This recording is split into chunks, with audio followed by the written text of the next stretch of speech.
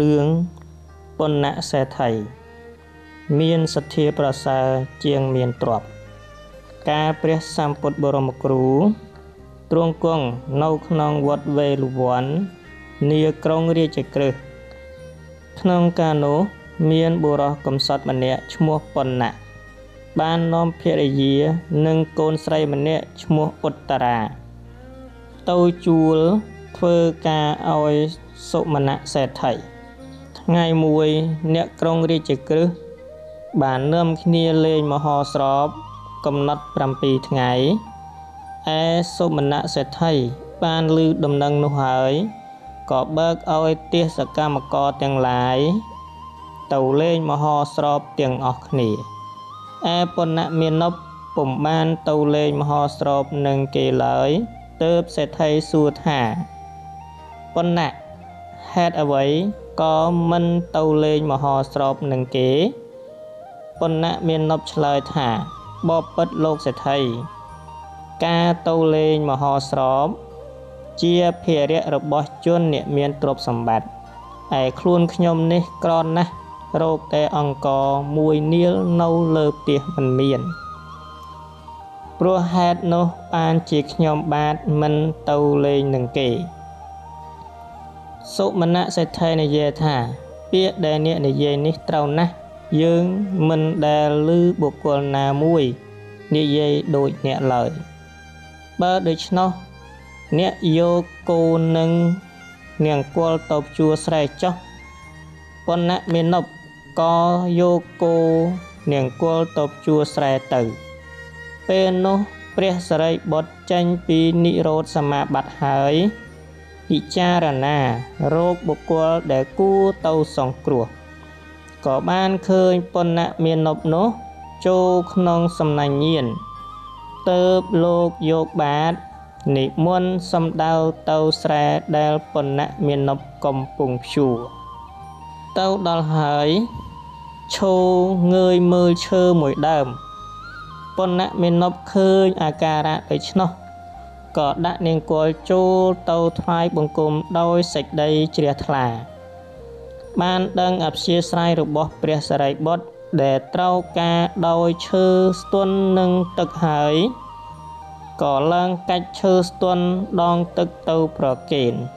លោកក៏ទទួលយកទៅលុបព្រះភ័ក្ត្រខ្ពុលព្រះអស់លុះធ្វើកិច្ចការនោះស្រេចហើយបានជ្រាបថាបន្តិចទៀតភរិយារបស់ប៉ុណ្ណមាណពនេះនឹងយកបាយមកឲ្យស្វាមីរបស់នាងទើបលាប៉ុណ្ណមាណពនិមន្តទៅចាំស្កាត់ផ្លូវនាងជាភរិយាឯនាងជាភរិយារបស់ប៉ុណ្ណមាណពកាលបើដល់ពេលហើយក៏ទូលបាយមួយចំអែតទៅឲ្យស្វាមី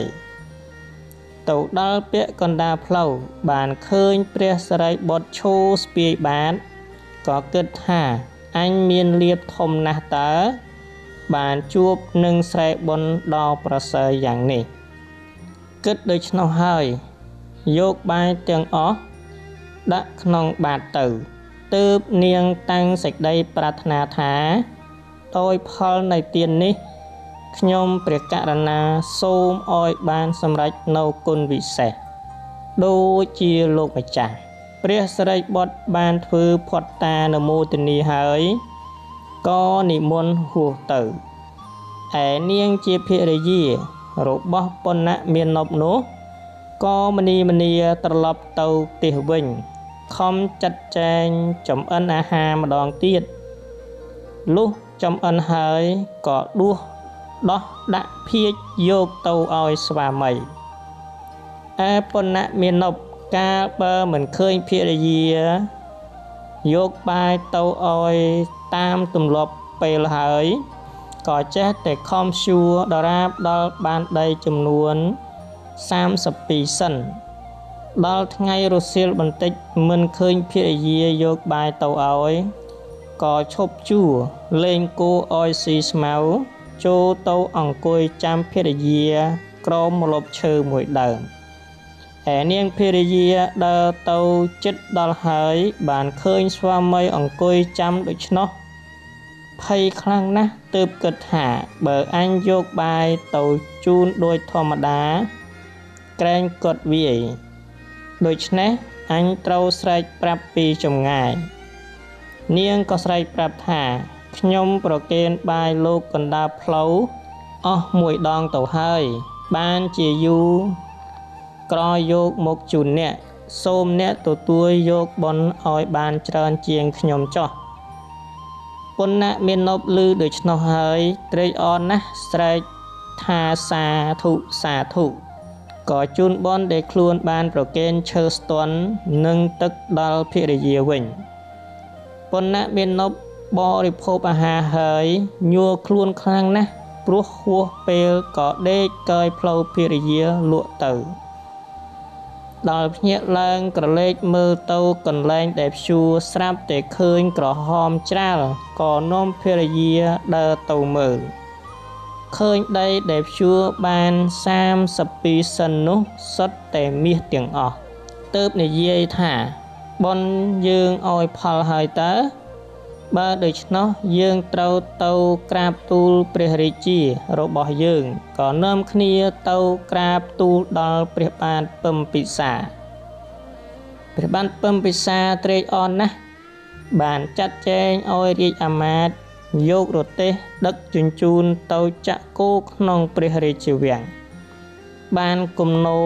កម្ពស់80ហត្ថទើបតាំងពុណៈមាននប់នោះជាមហាសេដ្ឋីក្នុងនគររាជក្រឹសបានឈ្មោះថាពុណៈសេដ្ឋី